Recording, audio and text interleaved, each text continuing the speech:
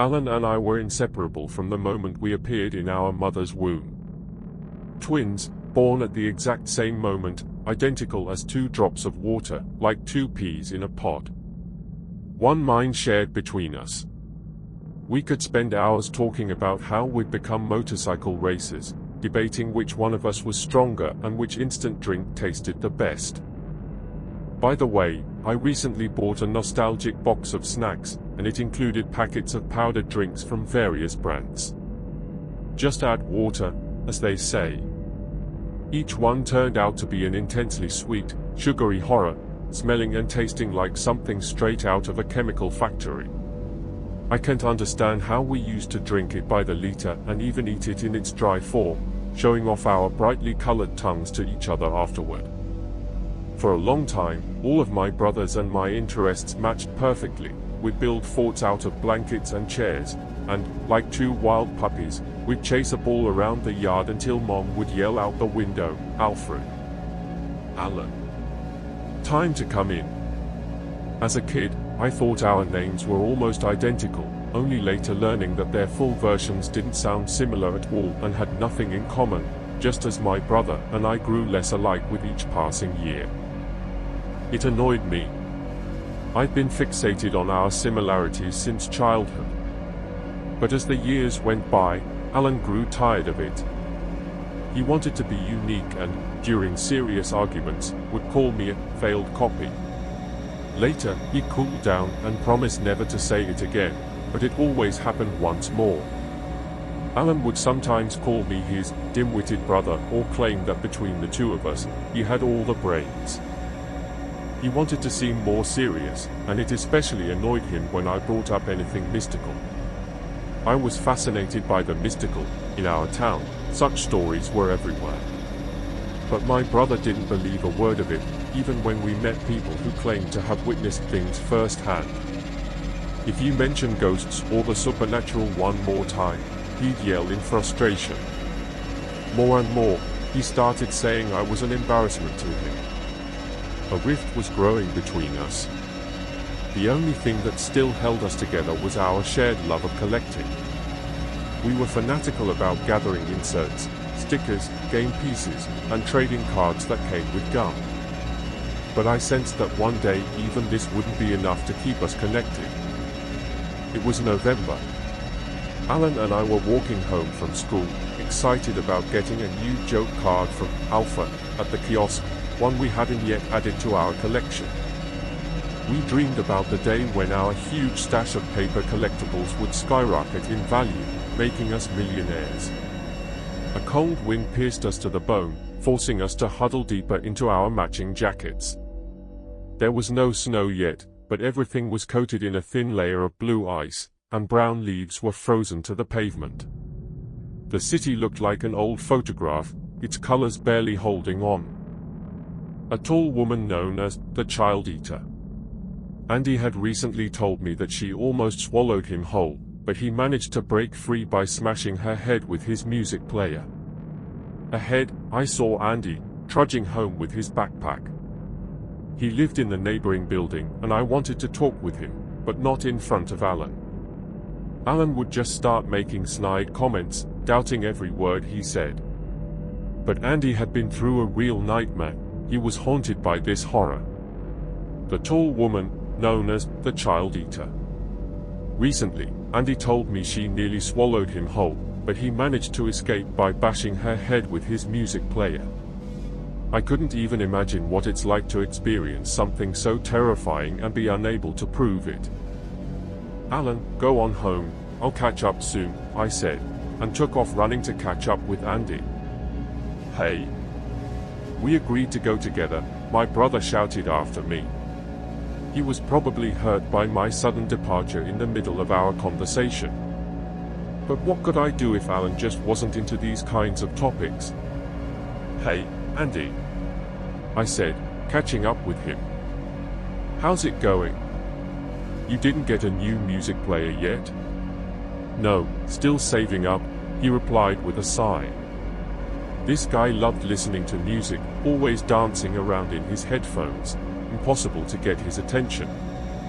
But now, he walked with his head down, scarf pulled up to his nose. "Here, add this to your savings," I said, handing him a few coins from my change. I just wanted to help. We reached the building entrance. Andy stopped and said, "Remember that story you told me about the guy who got calls on a toy phone?" I met him. I raised my eyebrows in surprise. "Really?" "Yeah," Andy nodded. "His name is Rud." "What?" I asked, finding the name odd. "Rud," Andy repeated. "Short for Rudolph. I visited him recently." "So how did you meet?" I asked, as his scarf slipped down, revealing a slight smile. "We go to the same school. People say all kinds of things about him, saying he's not normal. All because of that toy phone story." Well, I sat down with him in the cafeteria, and we started chatting about random stuff. We talked for a couple of days, and recently, Rud invited me over to play Sega. You know that game, Mortal Kombat? You can fight each other one-on-one. It was my first time playing, and it was intense. Rud chose a female character, and I played as a fighter who could freeze his opponents. When Rud won, he said he'd show me a difficult move, a fatality. He quickly pressed a series of buttons, and his character took off her mask, sucked my fighter in like a noodle, and spat out bloody bones. You can guess what that reminded me of, right? I froze, staring at the screen for a long time before finally asking, "Is it true that someone called you on a toy phone?" Rud said he didn't tell anyone else about it anymore. "But you can trust me," I added. So he told me how, one summer night, a man came to him, a guy with a smile and a telephone for a head. The man strangled him with the phone cord. Then I told him about the child eater. So yeah, we get each other.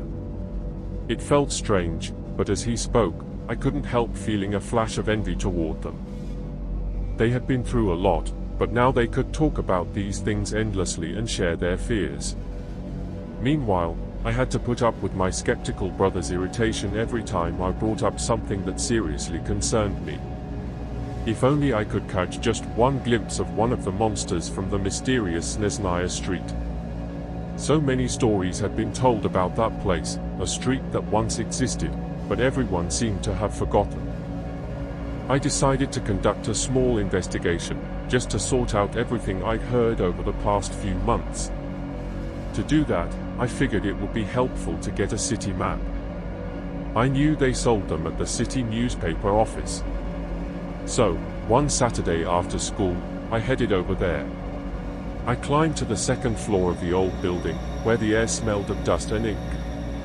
"Excuse me, do you have city maps?" I asked.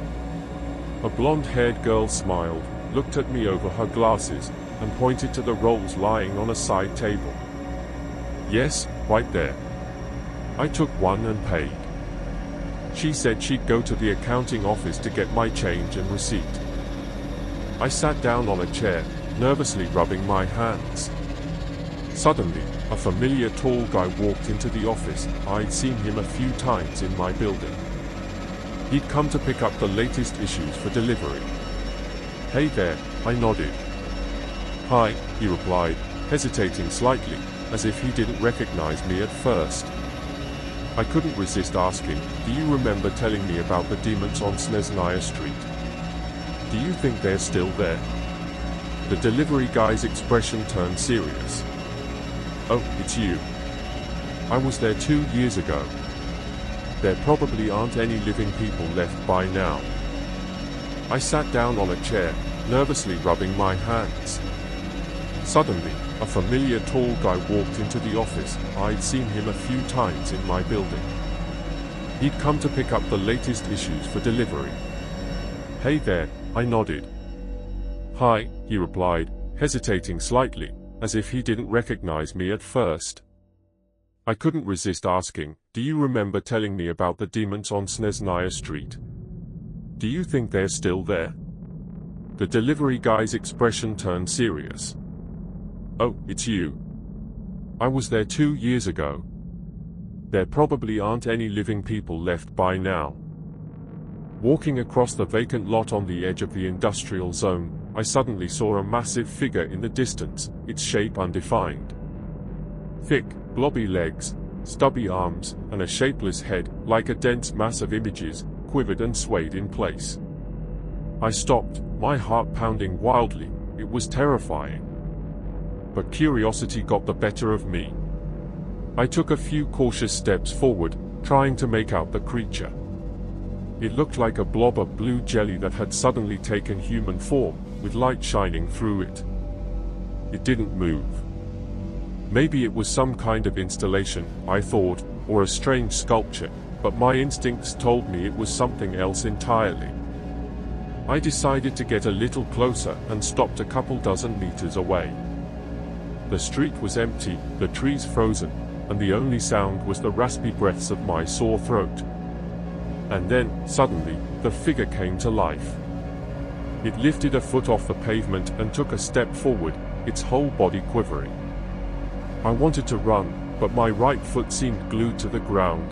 There were thick, sticky blue splotches all over the asphalt. I had accidentally stepped on one and was now stuck by my boot, trapped like a foolish little mouse. Trying to pull my foot free from the sticky mess was impossible. The blue jelly took another step. In panic, I yanked at my foot, but I couldn't break free. The blob, shaped vaguely like a human, was filthy. Scraps of trash, plastic bottles, and empty chip bags were stuck to it. On one side dangled a decayed human hand, blackened with rot, and tangled in the trash were strands of someone's hair and a mitten with a broken elastic band. Its thick, greasy folds quivered with each step. I realized that if it got any closer, I'd stick to it and wouldn't escape. I'd become part of this garbage monster myself. The creature's wide feet slapped against the asphalt, leaving fresh blue splotches in its wake. It was already dangerously close. I crouched down, untied my laces, pulled my foot out of the stuck boot, and ran, making sure to grab my map.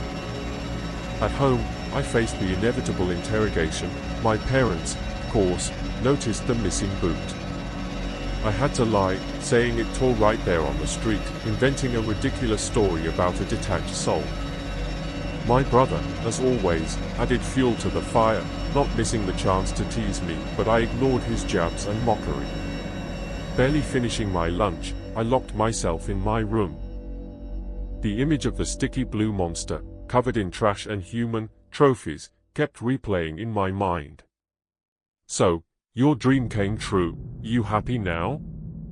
I muttered to myself as I settled down at my desk with the city map. Somewhere out there, between the hospital and the train station, there was supposed to be a turn leading to Snezhnaya Street. At least, that's what people said. But on the map, there was nothing but a large green area marked as a forest park. Just as I'd suspected, the mysterious place had vanished, even from the map. Taking a marker, I wrote Snezhnaya Street across the green area on the map. Then, I tried to recall every urban legend I'd ever heard and marked each spot where residents claimed to have encountered monsters. First, of course, was the blob of blue slime. It had been spotted near the edge of the industrial zone. Then there was the child eater, and he had seen her right on Snezhnaya Street itself. There were also the underground people from the sewers. Someone once saw them near Pushkin Street. And finally, Uncle Smile. He had been seen on Dachnaya Street. Strangely, all of these locations were close to the non-existent Snezhnaya Street. It was as if the nightmare was slowly spreading through the area. I circled all the marked points and rolled up the map, having no idea what to do with this information. That night, my brother snored and tossed in his sleep, while I lay awake, staring at the ceiling, where two round dark spots marked the plaster. They were remnants from a slime toy, a popular thing back then, a small, sticky ball of goo that would cling to any surface. Once, Alan and I played by tossing the slime up to the ceiling, and later, we got in trouble with Mom for the stains it left on the plaster. The monster I'd encountered near the industrial zone reminded me of that sticky toy. And, of course, they called the green ghost from the Ghostbusters movies and cartoon, Slimer. I loved that universe, and back then, the gooey green ghost seemed funny to me. But now, I felt uneasy about how much he resembled that jelly-like monster that almost stuck me to itself. Maybe I should call it Slimer, or come up with a different name. All monsters have names, I thought as I drifted off to sleep. Sunday passed in silence. I distanced myself from my family for the whole day, lost in my own world, not wanting to share what had happened with anyone. I sat on the couch, looking over my and my brother's collection of cards, game pieces, and inserts. Only in the evening, after putting on my old boots, did I decide to step outside to get a breath of fresh air. I hadn't planned to go far, my family's endless questions had just worn me out, I needed a little peace. The yard was empty and blanketed in fog. On the creaky swings, a boy was sitting, swaying slightly. He was thin, with messy dark hair, worn-out blue jeans, and a tricolored sports jacket that was a bit too big for him. I walked closer, thinking he might be one of the neighbor's kids, but no, those huge, bright eyes were unforgettable. They glowed with a strange bluish tint. He lifted his head, brushing back his long bangs, and suddenly said, "I have a twin, too." "How do you know me?" I asked, surprised. The boy pushed off the ground with his dirty sneakers, swinging back and forth. "I just saw you with your brother. Are you from around here?" I asked. "No, I just come here sometimes," he replied, still rocking on the swing. From the look on his face, he seemed anything but cheerful. I doubted if he was telling the truth, so I asked, "Why are you alone?" He abruptly stopped, looked at me seriously, and said, "Unfortunately, my twin is in a psychiatric hospital." I was surprised by every word he said. The boy lowered his gaze. He had nightmares every night, told everyone about them, and his parents decided he was sick. That made me think. That's what happens when you share secrets. Now everyone thinks the guy who talked about calls on a toy phone is crazy too. "What's his name?" I asked. "Anthony," the boy answered sadly. "And yours?" "So, we going to be friends?" he asked, flashing a smile that revealed slightly sharp teeth. "Hey, you don't happen to collect anything, do you?" I asked, out of habit. "Cards, inserts, game pieces." "Anthony used to collect car inserts," the boy replied. "We still have the collection at home." "Too bad for him," I said, tucking my hands into my pockets. It was chilly, and the silence was so heavy it made my ears ring. "Why so down?" the boy asked. "Oh, just thinking about something," I answered, rocking back and forth. "Maybe you've heard the story about Snezhnaya Street. I just can't understand how everyone forgot about it. If it really existed, people would have relatives or friends there," I said, but the boy didn't seem surprised. He blinked his large eyes and replied, "People remember that street, but in a different way. You know, if memories from the past have no evidence in the present, the brain treats them as unreal. Like when you have a dream, then wake up, you remember it all, but you know it wasn't part of reality. That's how it is with Snezhnaya Street. It doesn't exist anymore, not even on maps. So it means it never existed." There was something hypnotic in his words. As he spoke, my head began to spin, and my thoughts grew muddled. Suddenly, I found myself in an entirely unfamiliar place. A dimly lit room, with a dusty carpet, muddy boots, and twilight spilling through the window. The curtain was torn, and on the windowsill sat pots with dried-up plants. A bookshelf, layered in dust, lined one wall.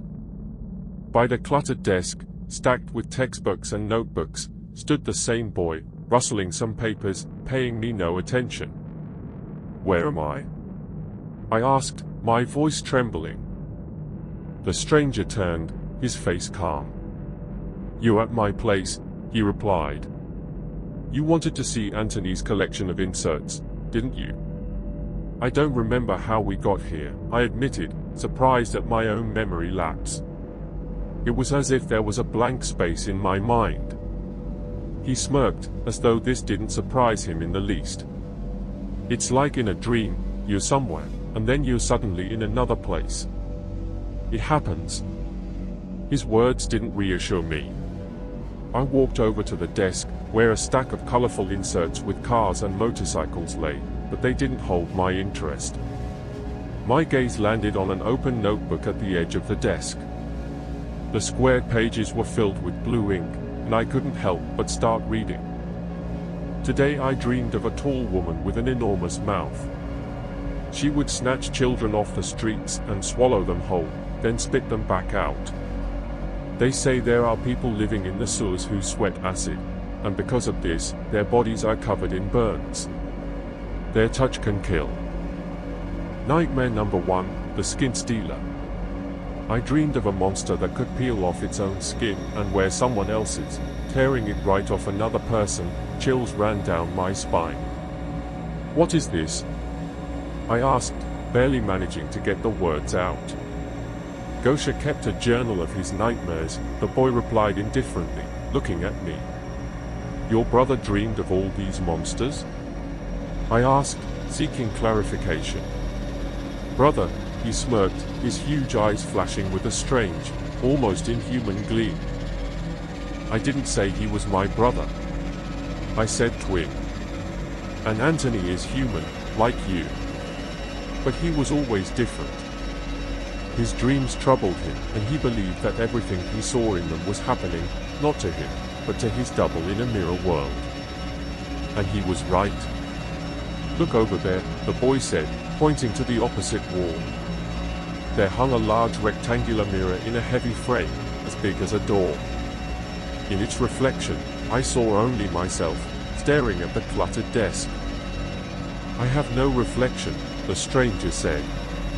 Because I am the reflection of your twisted world. You humans are the real monsters.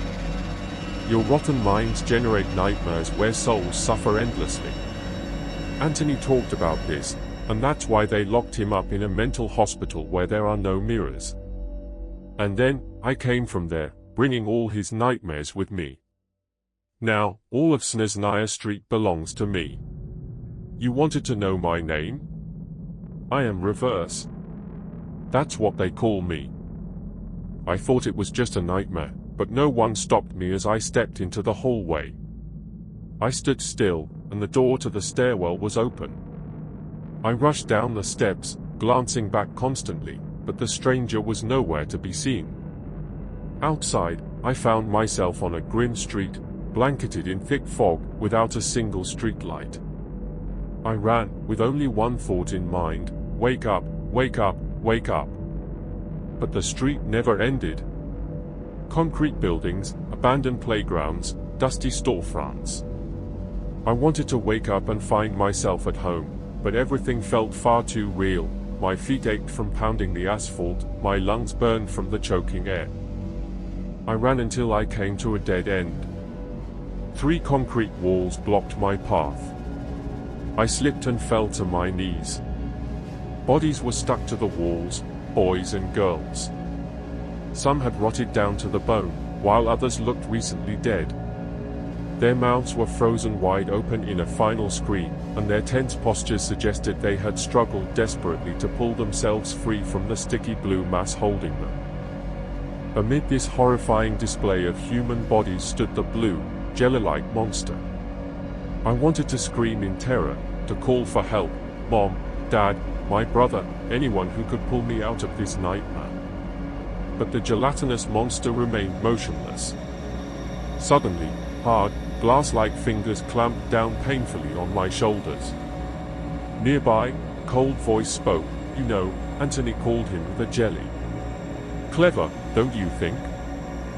I knew that if I started to struggle, those sharp, glass-like fingers would pierce my flesh.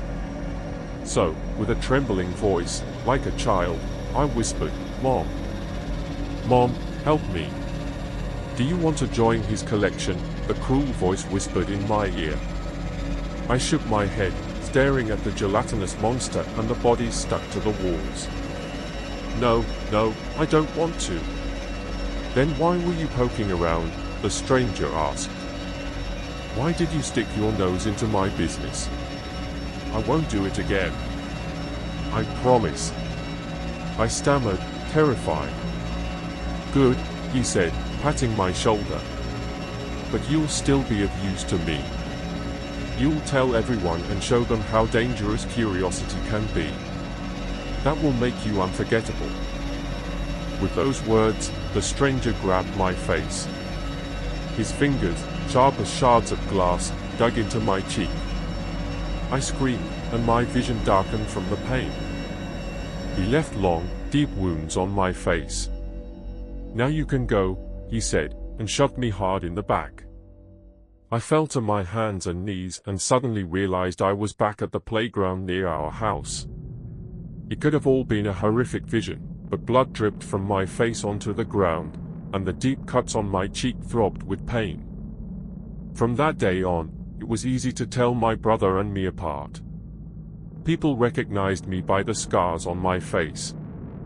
It was the price I paid to uncover the origin of all the nightmares in our town.